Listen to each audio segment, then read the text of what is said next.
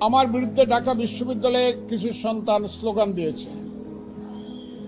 তারা আমার উপরে বিক্ষুব্ধ হয়ে অনেকগুলো কাজ করেছে। আমি তাদেরকে দোয়া করি। আমার যখন যৌবন ছিল, বয়স ছিল 23 বছর, ঢাকা বিশ্ববিদ্যালয়ের ছাত্র হিসাবে আমি বাংলাদেশের 71 সনে বাংলাদেশের মুক্তিযুদ্ধে গিয়েছিলাম এবং কমান্ডার হিসাবে যুদ্ধ করে আমরা দেশকে, আমি কমান্ডার ছিলাম এবং কমান্ডার হিসাবে যুদ্ধ করে মুক্তিযুদ্ধরা দেশকে স্বাধীন করেছিল। আমি সেই 1200 মুক্তিযোদ্ধার কমান্ডার ছিলাম। আজকে আমার জীবনের শেষ পর্যায়ে আমার দ্বিতীয় পরিচয়, আমি একটা রাজনৈতিক দল করি। সেই রাজনৈতিক দলের নাম হলো জাতীয়তাবাদী দল। আমি সেই দলের চেয়ারপারসনের উপদেষ্টা। আমার আরেকটা পরিচয়, আমার জীবন এবং জীবিকার পরিচয় হলো আমি বাংলাদেশের সিনিয়র অ্যাডভোকেট। আমি সুপ্রিম কোর্ট এবং সমস্ত কোর্ট মিলে 49 বছর যাবত আমি ওকালতি করি, বাংলাদেশের সিনিয়র অ্যাডভোকেট। আমার রাজনৈতিক জীবনের অনেকগুলো আরো দিক আছে, সেইগুলো নাই বা বললাম।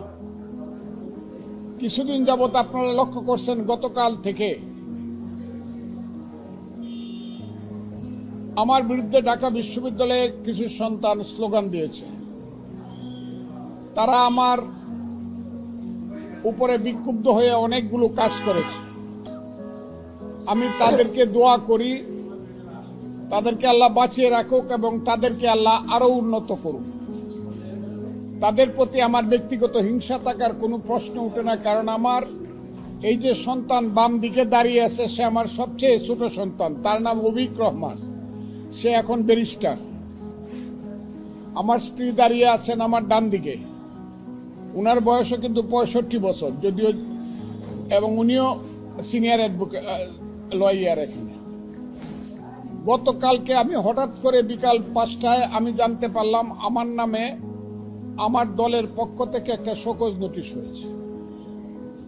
কিন্তু নোটিশটা আমি মানুষের কাছে শুনলেও রাত্র 9টায় নিজের হাতে পেলাম।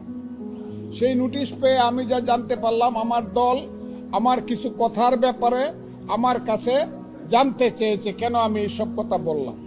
সেই উত্তর আমি নির্দিষ্ট সময়ে আমার দলকে দিব এবং আমার দল আমার ব্যাপারে সিদ্ধান্ত যা নিবে সেটা আমি মাথা পেতে মেনে নিব।